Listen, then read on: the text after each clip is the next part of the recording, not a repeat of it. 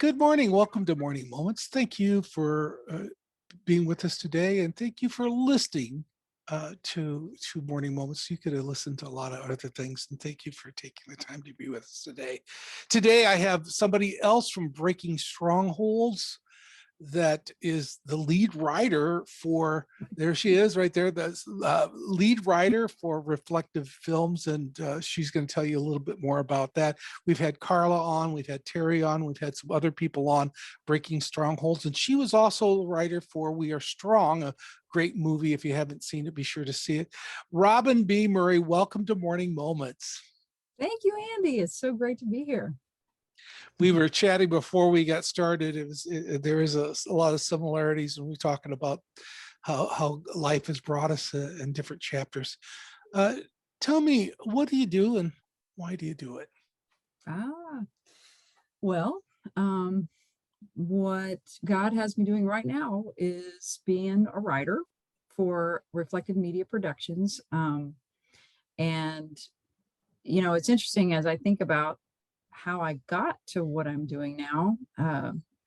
I to kind of go back several years, because when you find yourself doing something unexpected, you're curious. You're like, how did I get to this point? How did this happen? How did God weave this together? Because I'm not a trained script writer or anything, but years ago, when I went to school, my degree was teaching, and for graduate work, you know how you get sometimes an assistantship where they pay for your graduate school, and it was in the oral history department. So my job was to sit there and listen to these oral history interviews where, you would talk to somebody who had a story to tell, and then my job was to sit there and transcribe it into, listen to it and have a little pedal where you stop the tape and type it out, but I think that, just that experience ended up coming very much in handy, because years later, I met a person at my church named Carla McDougall, a wonderful woman who was starting a ministry in a women's ministry. She was basically going to be a retreat speaker. And at the time I was homeschooling my kids, and my kids happened to be kind of maybe hammy. They like to perform. One in particular did. And so I kind of had taken it upon myself to create this talent show for all the homeschool kids in the area. Right. And I would put on this show, and I would rent out a theater, and we would do a talent show, and I would write a skit for the kids to perform, And so those skits went over really well, and ended up, our church had the kids perform the skit there, and that went over well. And then the church asked me to write skits for everything, for the women's ministry and for the Easter service and for the Christmas thing. And so I was a skit lady at our church. And that's when I met Carla, who asked me to be her skit writer for her new retreat ministry. And so, at that time it was just kind of, I would say that the thing that I was drawing on most to be able to do that was the fact that I watched a whole lot of sitcoms as a kid. I was not drawing on any deep spiritual well or anything. I was just writing funny, goofy skits that people enjoyed,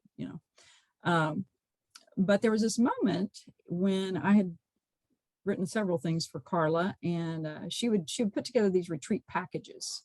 And she put together this one. It was called Denim and Dynamons or something like that. And so I was trying to write the skits for it, and it was time to write the third skit to go with this particular retreat package. And nothing would come. It just wouldn't come. And so for the first time, even though I had been writing for ministries and that kind of stuff, for the first time, I literally got on my knees and I asked God, what do you want me to write? I don't know what to write. And immediately I got this download of this whole idea. And I said, oh, that's cheesy. That's like a Hallmark channel. And I felt like God said, you like the Hallmark Channel, and who do you think you are? You asked, I gave you a story, and so I got over myself a little bit and I wrote this skit. And that skit by far was the most impactful, powerful thing that I had ever written. The group that put it on the first time, they didn't even learn the lines. They just read them. They sat there and read the script in front of the women there, and people were crying. They were writing letters to Carla saying, I have reconciled with my sister after 20 years of being estranged because of this skit. Blah, blah. Literally, okay. So anyway, I thought, okay, I figured it out that God has got something bigger here planned. So the next thing that happened was Carla wrote a Bible study, and she wanted to include some drama to go along with her Bible study. So I wrote this 10-part little drama thing. And we ended up, we decided to go ahead and try to film it so that we could package it up. I mean, this was not, Lifeway or whatever. Yeah, this was just a mom and pop situation trying to get a little Bible study out, mostly done locally. And so we found a young man at our church that was learning how to do movie stuff. And his name was Jake Allen. He was a kid, like 21 years old, interning at the church. And he said, well, hey, I'm learning how to do some lighting and everything. So I could film your drama, kind of like a movie. Because literally, originally we were thinking, well, people would take the script and they would do the dramas at their church. But we decided to film it. And I was one of the actors in it even. I mean, that's how desperate we were. So we filmed it. And it turned out that the Bible study, instead of having numbers falling off as the weeks went on, people kept coming. And we would hear, it was mainly to see what was going to happen next in the story, because you would have a little 10-minute piece of the story. So Carla always was somebody very visual. She will tell you that she's, a visual learner and all, and she's always promoted having, whether it be skits or drama or whatever, but having the story be visual, just like Jesus. I'm sure you have a lot of people that come on and say, well, Jesus spoke in parables and he taught in that way. And so she's been a big promoter of that. So once I was on board writing and finally listening to God as to what to write, and then Jake was on board, and by that time he kind of wanted to go ahead and try to make a feature film. He's like, well, if you can raise just a little bit of money for me to live on, because he was a kid, like 22, and Robin can write a script, I'd like to try to make a feature film. So we did. And it's called First Love, and Ulysses is actually in that one too. It's a modern day take on the life of Peter. And then from that, the next project that we did was We Are Stronger, which when Jake, by that time Jake was, I guess, in his mid-20s, and he's always the one, not always, he and Carla, one of them will kind of come up with the core concept, and then they would tell me, essentially. We had another lady that was working with us for a while, but she's passed on now. Anyway, the four of us would kind of talk about the original concept. And when Jake said, I'd really like to do something about a soldier coming home with PTSD. And,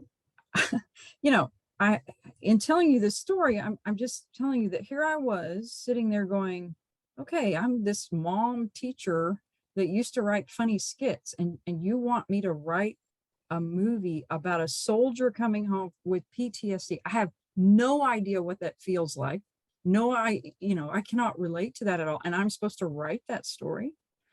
And they were like, oh, sure, why not? Let's try, and because Jake was really determined that we could show the healing power of the Holy Spirit in the worst of things, the very worst of things. And that was kind of one of the worst things he could think of.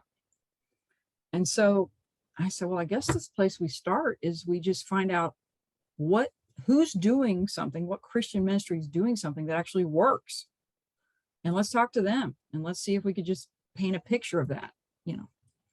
So that's kind of where, when I went back to those years of having transcribed all of those oral history interviews, I really became, at that point, it wasn't funny little parodies and funny little commercial skits anymore. It was, okay, it's time to research and talk to the experts and talk to the people who've been through it, and pray and pray and pray and gather together these stories into a narrative that hopefully God can use in people's lives. And he really has. So We Are Stronger has been something that, there's one particular scene in it that, two scenes that I did not write that are by far the most poignant scenes in the film. And Andy, you said you just watched it, so you probably know what scene I'm talking about. I feel like I should just talk a little bit about We Are Stronger, even though right now we're doing this, but this is what I do and why I do it. So we had come to a point in filming We Are Stronger, and or I guess I was writing it, when I was trying to figure out how to write Tommy's story. And there's a character in there that struggles with PTSD, and he's that guy that just keeps falling off the wagon, and he's used every wrong coping mechanism to deal with his pain.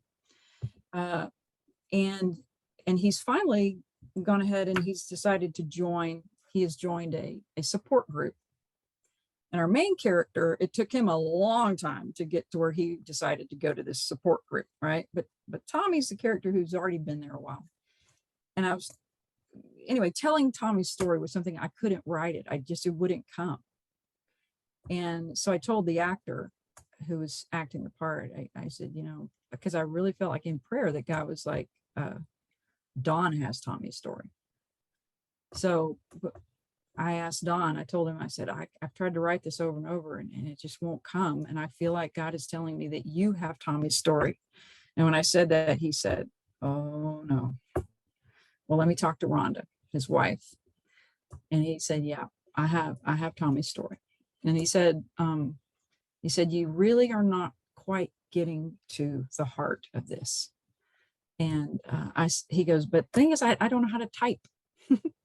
And so I said, well, I'll meet you at a coffee shop and I'll type. You tell me the story, I'll type it in. And he did that almost verbatim the way it was said. He'd already practiced in his head. He's a guy who does amazing monologues. He's a writer himself, Don Ortolano. And he told me, and I wrote it in. And as I wrote it, it was like my heart stopped. My blood ran cold. And I thought, this changes everything. This is, first of all, this is now definitely a PG-13 movie. We're not really sure how this is going to go. We had thought, oh, this will be something that we weren't sure what God was doing with it. So I took it back to the team and I told them, I said, guys, this kind of changes things. And they said, this is what God's doing. We're doing it. And it's told in such a way that's kind of goes over the head of a kid, probably. It's very well done. Anyway, so that was not me. That was me being allowed to present a situation where God could use that story. When I hear you talk, Robin, it makes me think about God puts us in a position sometimes in a chapter in our life so that later on we could use those resources. It's transferable knowledge. The knowledge I got from teaching now becomes screenplay writing or putting the story together.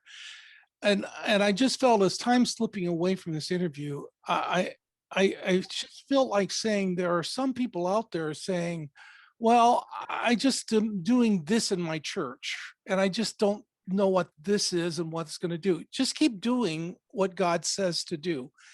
Keep doing what's there. Keep saying yes to the service you're doing where you're at now. Because if you say yes long enough to God, he may take that yes and put it later in life to something else. Not everybody that writes skits is going to write movies, but that may be what God has for you. And you'll never know until you first of all say yes to what God has before you, just like Robin has done. Yep. Robin, there's so much more we could say. Maybe we can have you come back and at another time and continue. Uh, but I really thank you for sharing, because I think that what you said was just what the Spirit wanted somebody to hear today.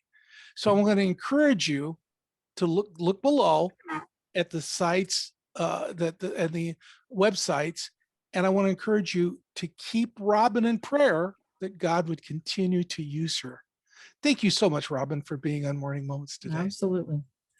And thank you for coming. And please come back for some more Morning Moments.